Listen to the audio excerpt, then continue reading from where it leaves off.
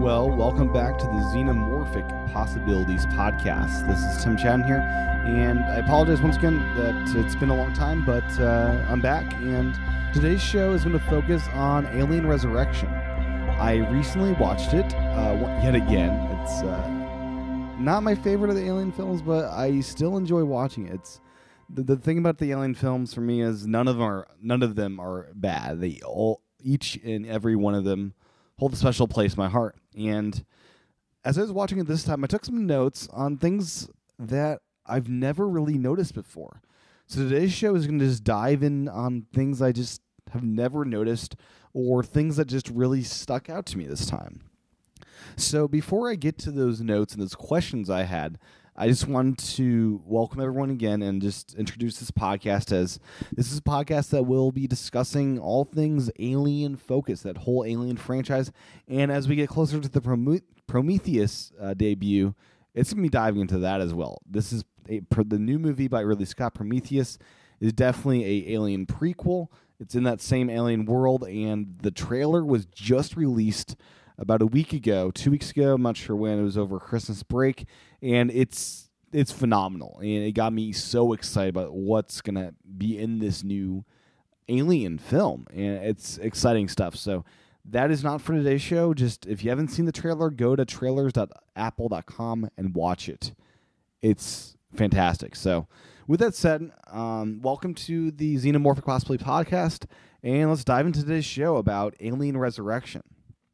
So the first thing I noticed as I was rewatching this, the special edition I watched, and this was basically the first thing I noticed here was I never caught on to the whole father as the brains behind the spaceship. This immediately reckoned back to the very first Alien film, where Mother was the brains and the kind of artificial intelligence inside a spacecraft in the very first Alien movie that Ridley Scott directed.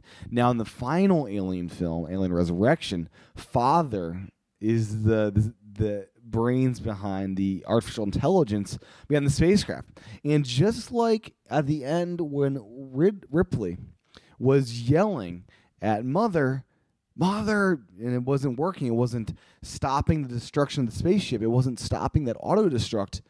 At the very end, the bad guy, the doctor dude, the scientist dude, who kind of stabbed her in the back, was yelling at Father for, I believe, not opening some door or something like that. But in the very same vein, it's very clear to me as I was watching this fourth film that this French director, really, and I believe he said this in one of his interviews, that he really studied all three of the prior films before making this.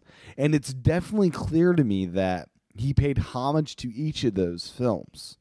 At least the first two films, he paid really a good homage to them by acknowledging them and including that DNA of those films inside of this fourth film.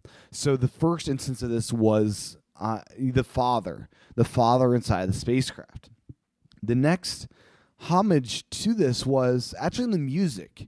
The music in this film, there was this moment where I heard the original Alien soundtrack inside of Alien Resurrection. The composer himself, it seems, has studied that first film and how the music played out.